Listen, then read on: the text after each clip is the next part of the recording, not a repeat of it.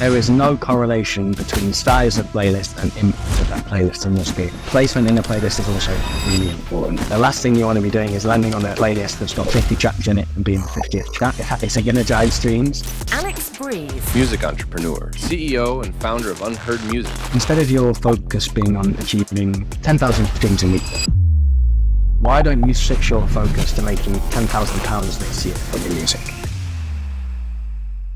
Imagine being able to pitch to playlists, check your fan base growth metrics, and run ad campaigns from the palm of your hand. This app can do it all. Tonight I'm speaking with Alex Breeze, the founder and CEO of Unheard. We're talking all about playlists and the way in which artists can win by understanding which playlist to pitch to. So forget about Spotify editorials for a second. We're going to dive into the power of user-generated playlist, which can be a game changer for an artist with the right sound and the right strategy. I hope you learn as much as I did from this insightful conversation and you feel more inspired than ever from Alex Breeze. A couple of years ago, my dad sent me a WhatsApp with a link to an episode of Dragon's Den.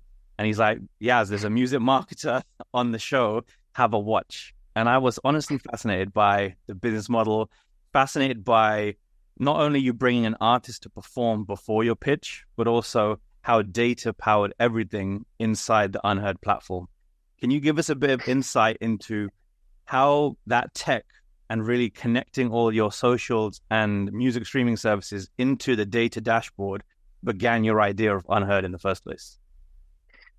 Yeah, absolutely. And you know, just to touch upon Dragon's Den is, I never wanted to go on Dragon's Den. I was always against it, but my fiance was saying, you should just go on Dragon's Den. Like, it's good for awareness. You know, we'd already raised a bit of money, so it wasn't about the fundraise. So I started the process, and before you knew it, I was stood there in front of the four or five dragons, like pitching to them.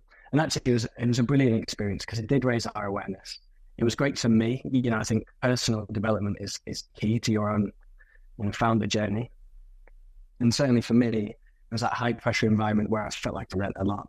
And the kind of icing on the cake wasn't getting offers for their money. When I started Unheard, it was about providing opportunity to artists, you know, and being able to bring an artist on BBC TV and allow them to perform was just the best thing about that for me. Wow. I was like, okay, if I've not done anything right in this journey so far, I've managed to get an artist on TV who was an independent artist, who was, you know, kind of in the infancy of their career. So that was the icing on the cake. But I think with regards to your question, you know, my background has always been in data and analytics. And I started doing this work in terms of being a trading analyst, so helping businesses use their data to make more effective marketing decisions back in 2018. I then pivoted, moving away from doing this for businesses for the music industry. So I did this at Universal Music as a global analyst and worked with artists like Rich the Kid and Katy Perry, helping create data-led marketing campaigns. But what I wanted to do and what I really saw whilst I was working at Universal is the buoyancy of the independent sector. You know, and there were so many talented artists in this independent sector who, quite frankly, were being overlooked because they didn't have the marketing skills to amplify their great content. And I saw this as an opportunity. You know, I wanted to empower these artists who were creating amazing content. They were raw, they were dynamic, incredibly creative, resourceful, but just didn't have quite the tools to ensure they were reaching their fans. This is what I wanted to change. So when I left Universal Music, I had this skill set and this idea around how you could use data to really reduce uncertainty. That's all data does, is it reduces uncertainty for independent artists. And we built a product, an MVP, after raising a little bit of capital, which essentially called amongst as many public APIs as we could from the streaming and social media platforms, gathering as much data as possible from Spotify, from YouTube, from Instagram. And then what we could do is we could process this data using our recommendation algorithms and create a list of tasks that the artist could then go through. And they're really simple tasks. For example, have you got a Spotify bio? No? Take care, go and get yourself a Spotify bio, go and write one for yourself. Really simple stuff that we can then use to start to create or kind of format the launch pad for an artist's data-led release. And that was the basic principle behind the product. Let's ingest as much data as possible. Let's use algorithms to turn that data into something interesting and useful for an artist. And then let's allow them to carry out those actions in the product. So for example, a data aggregation tool that collects all that data and presents artists with nice charts from Instagram, from Spotify is cool. Like, that's great, but artists don't know what to do with that information. And what I wanted to do is I didn't want them to have to leave the product to then take action. I wanted them to be able to stay in the product and take action. And so that's exactly what we do. If you're an artist and you're using our product and you want to run a TikTok ad using your data to build that audience, you can do that in a few clicks. If you want to pitch to playlists, and you want to pitch to the right third-party playlists, those that match your track sonically, you can do that in the product. So it's kind of a long way of answering your question, but hopefully it's useful. Absolutely. We're going to get into the playlist. That's the foundational thing I want to chat to you about the most. But I think two things you've done with the MVP as you grew it into the fully fledged product, I think you've either done it knowingly or unknowingly, is one, you've stopped artists thinking about a single platform approach where they just do Instagram, and you've made them think holistically, what am I doing on YouTube and TikTok and Twitter, even though it's dormant, Facebook pages, even though it's dormant. I love that you've done that. And also that you've made them think my music fan base is a lot bigger than I realize. When you connect all those dots together, it's not just X number of followers. It's followers plus likes, plus streams, plus subscribers, plus the whole package together is a lot bigger than you think. Was that part of the plan, or did you discover that as you went along? The plan was always to be platform agnostic. We never wanted to be tied to one platform, because exactly as you described, that isn't how it works in real life. An artist is on TikTok, posting on TikTok, then they're flicking to Snapchat, pushing out a Snapchat, then they go into their streaming platforms, they're creating a marquee, and for us, that's exactly the sort of action we wanted to facilitate, and kind of the overarching thesis that I used to want to talk about is, wouldn't it be amazing if an artist is walking down the road and they can take out their mobile phone, they can quickly run a social media ad, pitch to a playlist, pitch to a magazine, and kind of execute on the power of what potentially a major label marketing campaign would have, but in their pocket in 90 seconds. And obviously that's a lofty ambition, but I do think that with technology going the way it is, with adoption of AI, again, coming to fruition, I think that lofty vision is achievable, and that's exactly what we're trying to do. So being platform agnostic is really, really important. And just to go one step further, what is amazing is when we get to speak to artists and say to them, instead of your focus being on achieving 10,000 streams in week one, for example, why don't you switch your focus to making £10,000 this year from your music? And then you see this like light bulb moment where artists are like, oh my God, I can actually get a bit more creative here. And I can come up with concepts where I'm going to build a WhatsApp community of 100 fans, and I'm going to feed them out like interesting bits of content, and I'm going to sell them merch and sell tickets. And ultimately, you become an artist again. You become this creative being that isn't just thinking about week one streams and checking their Spotify for artists every day. You're thinking about how you can build a fan base and monetize that fan base. So that's a question I love to pose to artists. And often you see this like light bulb moment where it's like, oh, wow, I can't wait to be creative again. It's kind of cool. I think for many artists, in my experiences, they're chasing to put the numbers on the board in the first place, and they do different strategies, tactics, and mechanisms to do that, rather than thinking once it compounds, what's the output of that income generated, and what can I do with it to deepen the fan experience? And I sometimes think the climb up the mountain is so hard, they don't think, what will I do when I get there? Would you kind of agree with that sentiment? Yeah, I do. I totally get it. And I see the challenges that artists face, because as a music fan, sometimes you are a sheep, right? If you see someone taking off, regardless of whether you listen to their music or not, you're going to go and check it out because everyone's talking about them, right? So you can't just focus on creating great quality music. You've also got to have that focus on building momentum and building a fan base at the same time. Clive Davis said it's all about the music stupid back in the 80s, which I think is a interesting statement. I get it. But my kind of slight change to that statement would be, it has to start with the music. It's got to be underpinned by quality content and music. Nowadays, that probably isn't quite enough. What you also need is a great strategy. You've got to cut through 168 million other songs on the streaming platforms and the 50 million influencers and sports stars and artists that are on social media. So you need a bit more than just great music, but it has to start with great music. That has to be your initial focus. And then you go on that journey where you build momentum, and if your content's great, hopefully people come along with you on that journey. I'm glad we're talking about this insanely powerful app, but how many of you knew that DistroKid have an amazing iPhone and Android app as well? There's so many features you can unlock inside, from checking your daily streams, cashing out your wallet into your bank in real time, updating your metadata, updating your lyrics, and so much more. And it's all done from the palm of your hand. You should get started by downloading it from the App Store or the Google Play Store, signing in with your DistroKid logins, and you'll see everything that you can do from the laptop on the phone itself. If you're not part of the DistroKid family yet, you can get a 7% discount using my link and join our community. And that link is distrokid.com/VIP/all-about-helping. Huge love, as always, to the DistroKid family for sponsoring the entire season 2 of this pod and empowering smart artists in their campaigns. I think this is totally in alignment with me, because I am of the belief that of all the different marketing levers there are out there, from paid social to influencers to radio to press to playlist pitching, my personal belief is that organic storytelling is the red thread between everything. Because if any of those curators or gatekeepers checks your socials, the first thing they're looking for, is there a story? Is there a buzz? And so I think, just to dive into one of those marketing levers, to segue how I wanted to frame this chat, is Spotify playlists. I think there's such a misconception out there of, I'll go into my distributor, I'll go into Spotify for Artists, I'll pitch for playlist, and I'll hit and hope that Spotify Editorial might get granted.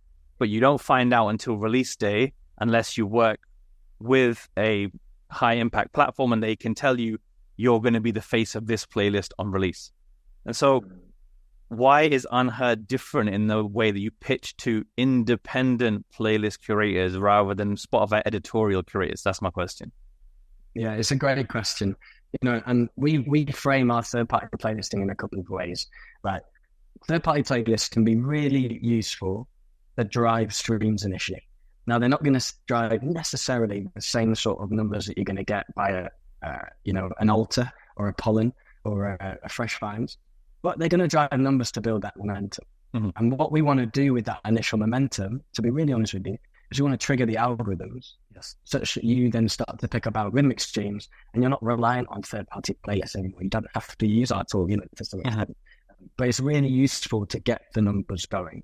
I think that's the key thing for us, and we do a lot of work in making sure we're finding the right types of curators. So when we're onboarding a third-party playlist curator, now this could be Ministry of Sound, it could be Rising, it could be Stereo Fox, it could be Gymshark. They go through a series of quality checks to make sure that those playlists are high quality and are going to drive streams. Some of those quality checks are really simple things, like looking for large fluctuations in the Spotify follow the code of that playlist over a short space of time. Some are more detailed, where we actually speak to the curator and ask them about where they built that playlist. And then if they pass that test, we bring them into our network, and we're confident then to say that they will start to drive streams and trigger the algorithms for you. That's kind of the key way we're framing our third-party playlisting service at the moment. And I think that's different than other tools out there, because what we didn't want to have to, and this is that kind of the second part to that framing, what we didn't want to have is another tool where I'm an artist, I see a plethora of playlists that I could potentially pitch to, and I've got to go in and choose and analyze which are the best ones. I didn't want to have that. What I wanted to have is a system that would bring the playlist to you as an artist. So we have algorithms, again, which will understand kind of the sonic composition of songs in specific playlists. We'll then look at the sonic composition of your song, and we'll try and match you to the right types of playlists. And bearing in mind we've done the quality check, we should be in a good place to drive some streams for you. So this is the way our system works. And again, we want to do the heavy lifting for you. We don't want you to have to be a marketeer.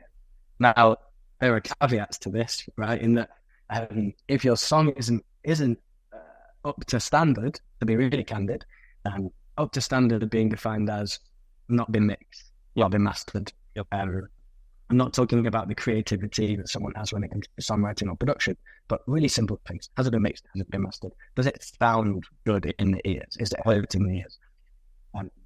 objectively it's poor, it won't land on the playlist because these are real curators. These are the guys that care about the curation. So, often artists, not often, about 30% of artists that pitch via the Unheard app, they're rejected. They get feedback, so they'll be told why they've been rejected, and they can then use that feedback to go away and work on some new content, on some new music. But that's the one caveat, I suppose, with our product is that we can't guarantee plays, we can't guarantee streams, because frankly, we're doing it properly. But what we can do is we can take accountability for that. If we've got 30% of artists that are trying to pitch to playlists having a poor experience in their eyes, then we need to do something about that. And so that's exactly what we've done. So what we've been building over the last 3 months is what we're calling an acoustic readiness model. So it's an AI model which objectively determines whether your track is ready to be promoted or not. Wow. By looking at things like, has it been mastered, has it been mixed? And we can run a song through this model, and we can then objectively say to you, yep, it's a green light, off you go and promote, you're very likely to land on the playlist. Or actually, red, don't waste your money on promotion. Instead, use one of our partners. So we partner with the likes of Master Channel, Derek Arley's company, engineers, and you can then go and get your track engineered or mixed, mastered properly before you start to spend money on promotion. Very nice. We don't want to be encouraging artists to promote their music when they're not ready. And unfortunately, I think this is a big challenge that those tools serving independent artists face. A lot of independent artists aren't ready to promote their music, and that's okay. But someone needs to tell them that, who works in the industry and understands what's going to work and what isn't, and allow them to invest in the right areas at the right times.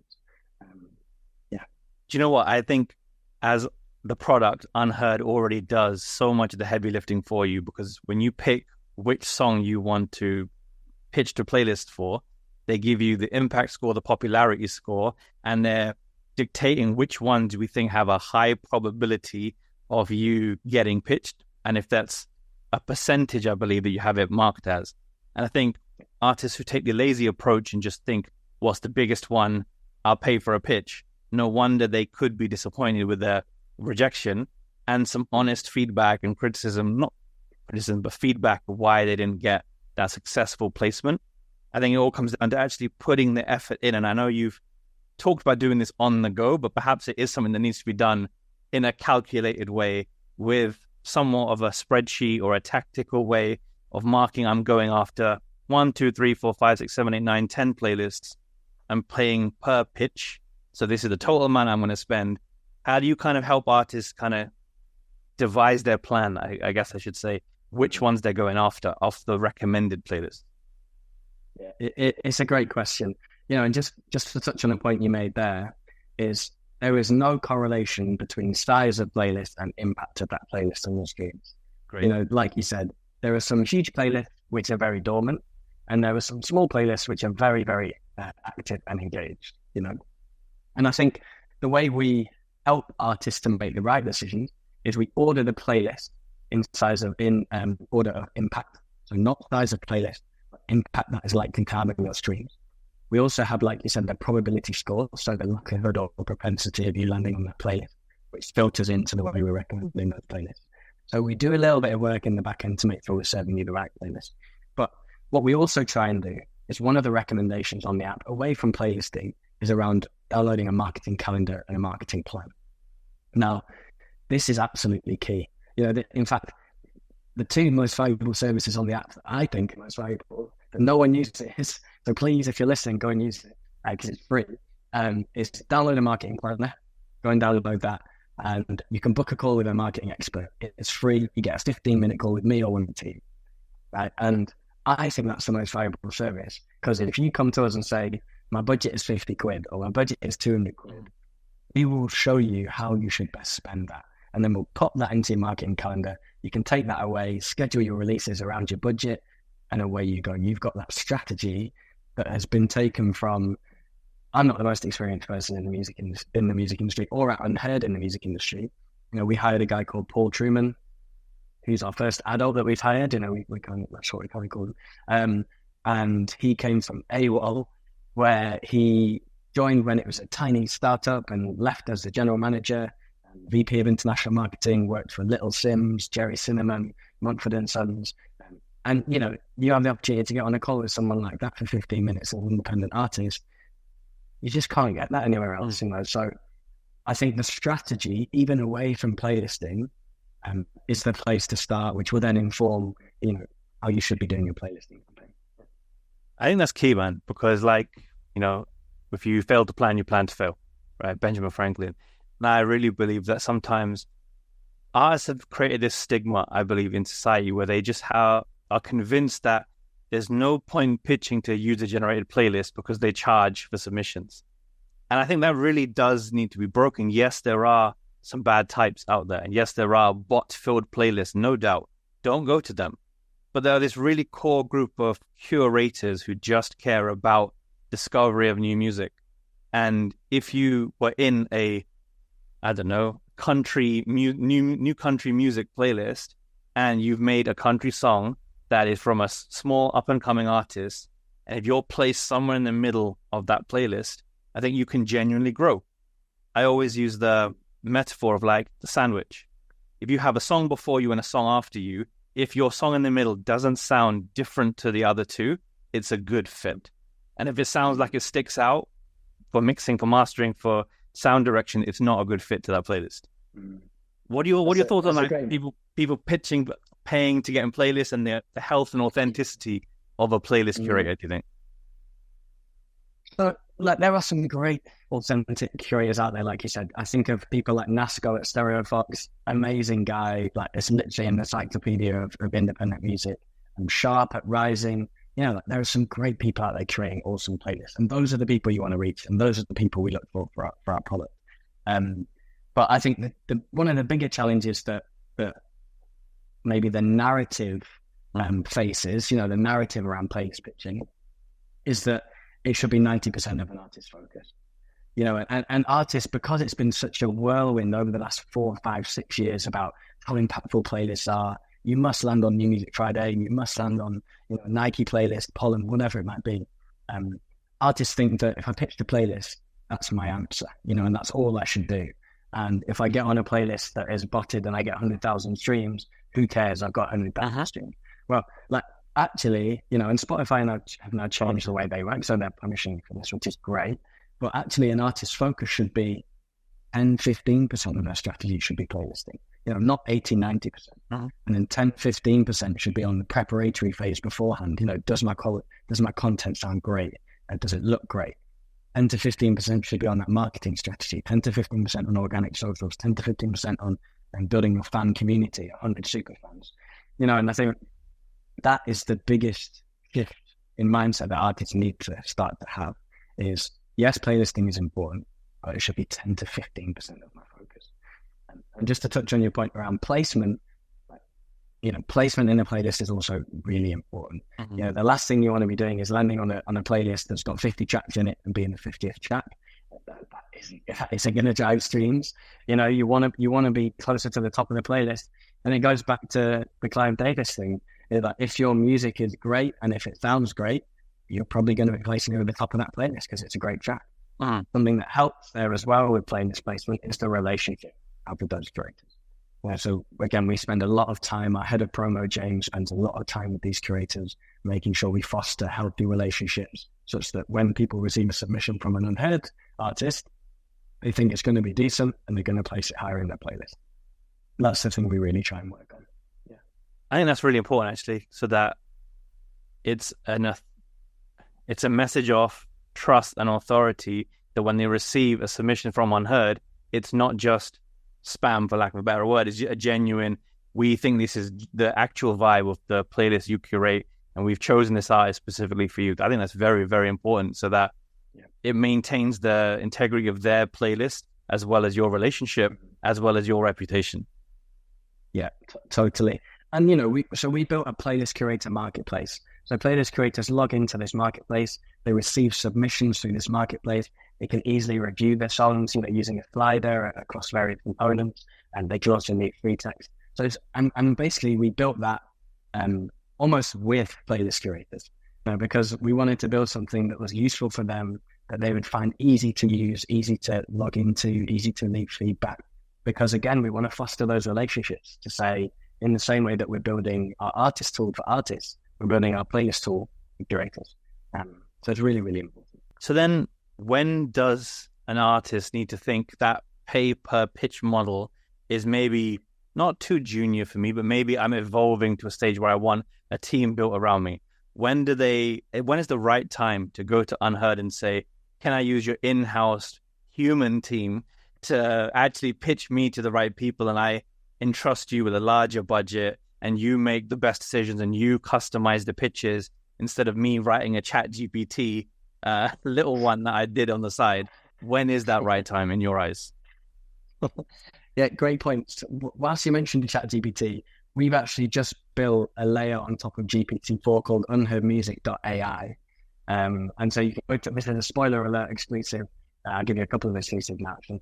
Unheardmusic.ai, and you can go and write a Spotify for Artists pitch, or a press release, or even create a marketing plan just by answering a few prompts and a few questions. So that is available. We launched that on Friday. We launched it publicly, but we haven't talked about it just because we're trying to get a little bit of feedback. Then we'll plug it into our product properly and monetize it. But for those listening, before it goes into the product, it's free and it's online on hurd.ai. Another spoiler is we have 3 tiers within our subscription, which again, we're launching in 2 weeks. Essentials, which is a free tier, and that caters to artists just starting out, right? You're releasing your first ever track. You want a bit of support, advice, maybe a few ads, a few playlist pitches. The Essentials tier is perfect for you. Then we have the Pro tier, where you subscribe to our product. And that unlocks things like you do get a touch point with us. You get that 15-minute marketing call. You get some one-to-one advice. But you also get deeper services. You get really tailored recommendations. You get really tailored ads and playlists. You get discounted playlists. You get free ads, that sort of thing. So a really nice and deep service. And that would cater to artists who, are going from that 1,000, 2,000 monthly listeners up to the 10, 15, 20, 30,000 monthly listener mark. Fairly broad spectrum. Then we have the Select tier, which is for our team to lean into your campaign properly. And we're really selective here. We have a few artists that we've worked with. I can name some, like Mr. Easy, for example, awesome guy, awesome music, awesome content. We work with Mr. Easy on those sorts of levels. We work with Frankie Wah on those levels. We've worked with Fraser T. Smith and his Future Utopia project on those sorts of levels. So we want to be really selective there. And to be honest with you, I wouldn't say there's a number you need to hit in terms of followers or listeners to get into that tier. It is, how serious are you? Like, how serious is your appetite and how good is your music and content? If we come to you and we say, we really love what you're doing, because this is sometimes how we work on the Select tier, is we go and find artists. We say, we love what you're doing. Regardless of the numbers, your music is amazing. We think we can do some damage here with our marketing expertise. And that's how it works. And that's how we want to work with you. So I'd say for artists who, have some traction and they have some good proof points, but aren't quite there yet and want to really take this seriously, that's when you're ready to come to us. And we'll know within minutes. Like, we'll have a listen to your music if you submit it to us, and we'll know really quickly. We'll go, yeah, this woman or this guy's ready.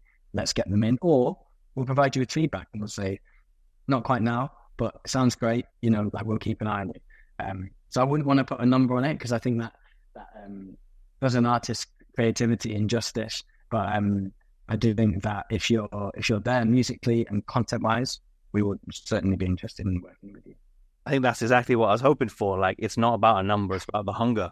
Because I really do believe that you can have an artist who's on the small number of social media subscribers, small number of streams, but has the hunger and has the musical talent and ability to go far.